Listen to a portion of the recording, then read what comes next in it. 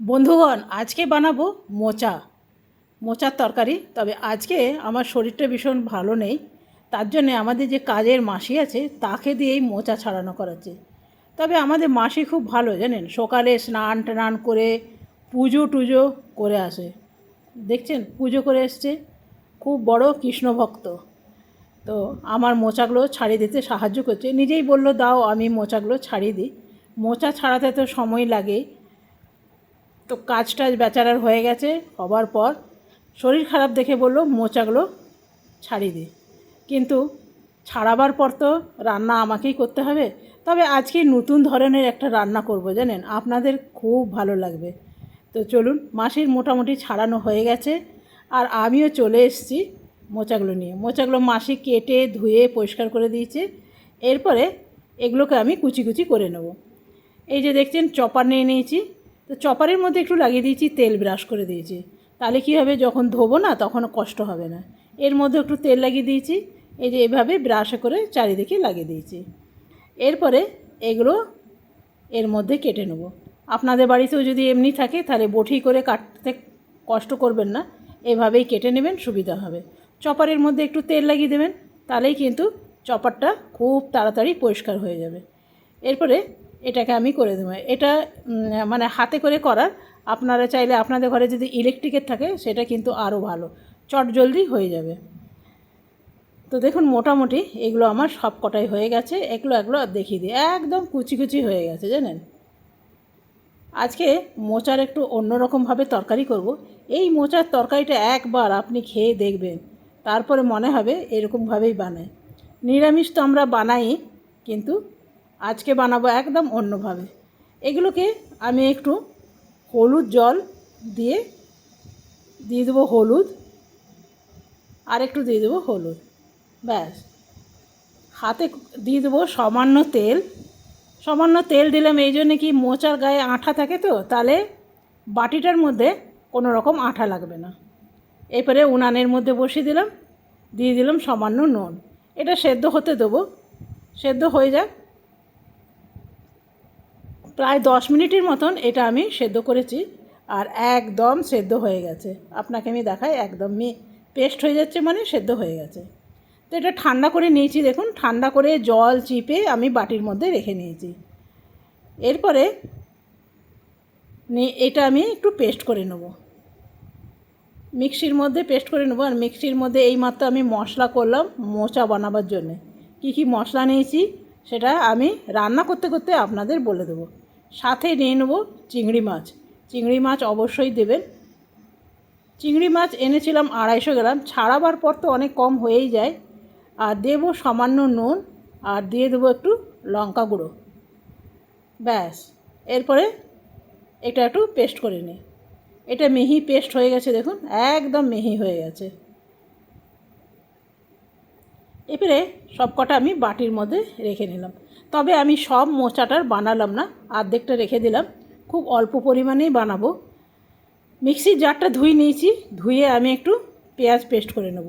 কুচি করে দিলেও হয়, তবে কুচি করে দিলে না পরিমাণে অনেক বেশি লাগে, সেই জন্যে আমি পেস্ট করেই দেব। এখানে একটা বড় সাইজের পেঁয়াজ নিয়েছি, আর নিয়েছি টমেটো। এখানে ছোট ছোট সাইজ বলে 3খানা টমেটো নিয়েছি, আর এটা বড় সাইজ হলে 1খানাই টমেটো হবে। তো মোটামুটি সব কাটা হয়ে গেছে, এটা আমি পেস্ট করে নিই। তো দেখুন, এটা আমার পেস্ট হয়ে গেছে। বন্ধুরা, নিয়ে চলে এসেছি কড়ায়, এটা বসিয়ে দিই। এই তরকারিটা একবার খেয়ে দেখবেন, যাকে খাওয়াবেন না, যাকে খাওয়াবেন সে অন্তত নাম তো করবেই করবে। কড়াইয়ের মধ্যে তেল দিয়ে দিয়েছি, আর তেলটা গরম হয়ে গেছে। এখানেও আমি কিছু চিংড়ি মাছ দিয়ে দেবো। 250 গ্রাম চিংড়ি মাছ এনেছিলাম, তার মধ্যে কিছুটা মোচার মধ্যে পেস্ট করে দিলাম, আর কিছুটা রেখে দিয়েছিলাম। আর এটা দেখুন কী সুন্দর পেস্ট হয়ে গেছে। এরপরে চিংড়ি মাছগুলো আমার ভাজা হয়ে গেছে, এগুলো সব কটা নামিয়ে নিলাম। খুব হার্ড করে চিংড়ি মাছগুলো ভাজলাম না। এরপরে আমি বড়াগুলো দিয়ে দেবো। আমি একটু ছোট ছোট সাইজের বানাচ্ছি, চ্যাপটা চ্যাপটা করে। আর কিছুগুলো দেখুন এরকম গোলগুলো আপনারা দিতে পারবেন, কিন্তু আমি বেশি চ্যাপটা চ্যাপটাই বানাবো। আর এরপরে উল্টে দেব, খুব আস্তে আস্তে উল্টাতে হবে। আর দেখুন এগুলো মোটামুটি আমার সব উল্টানো হয়ে গেছে। এইখানে আপনি চিংড়ি মাছটা যত দিবেন না, চোখের মধ্যে ছিটকে গেল, চিংড়ি মাছটা যত দিবেন তত খেতে ভালো লাগে। আমি কিছু আলু দেবো না এখানে, আপনারাও আলু দেবেন না, খুব ভালো লাগে বিনা আলুতে। সব জিনিসে আলুটা ভালো লাগে না। এগুলো আমি উঠিয়ে নেব। সব কটাই ভাজা হয়ে গেছে, আরও কিছুগুলো রয়ে গেছে, সেগুলো আমি দিয়ে দেবো। এগুলো আমি দিয়ে দিলাম, আর এগুলো আমার ভাজা হয়ে গেছে। দেখুন খুব সুন্দর হয়। এবারে সেম তেলেই রান্না করে নেবো, আর আমি তেল দেবো না, কেন বড়ার মধ্যেও অনেক তেল গেছে, সেগুলো পরে বেরিয়ে যাবে। দিলাম একটু আদা জিরে বাটা, দিলাম পেঁয়াজ আর টমেটো যেটা বেটেছিলাম না, সেটা একটু 3-4 চামচ দিয়ে দিলাম, ব্যাস। আর একটু দেব হলুদ, আর দেব নুনটা আমি এখন অল্পই দিলাম, পরে আমি দেখে শুনে আরও দেব। দিলাম একটু কাশ্মীরি লঙ্কা, যাতে কালারটা একটু সুন্দর আসে। ভালো করে কষিয়ে নিয়েছি, এরপর দিয়ে দেবো জল, এরপরে দিয়ে দিলাম চিনি। তবে কি জানেন তো, এখানে খুব বেশি আমি মশলা দিলাম না, কম মশলা দিয়ে করে দেখবেন, ভীষণ ভালো লাগে। এই মোচার বড়াগুলোর মধ্যে আপনারা চাইলে একটু ময়দা, একটা ডিম দিলে বড়া কোয়ান্টিটিটা বেশি হবে, কিন্তু এই রকম যদি করেন না, তাহলে কি হবে, মানে একদম পিওর মোচা আর পিওর চিংড়ি মাছটা আপনার মুখে লাগবে। আর না তো ওর মধ্যে ময়দা ডিমের একটা স্বাদ আসে। তো চলুন, এটা আমার রান্না হয়ে গেছে, একটু ঝোল ঝোল রাখবো যাতে ভাত দিয়ে খেতে ভালো লাগে। এটা একবার বানিয়ে দেখবেন, দারুণ লাগবে।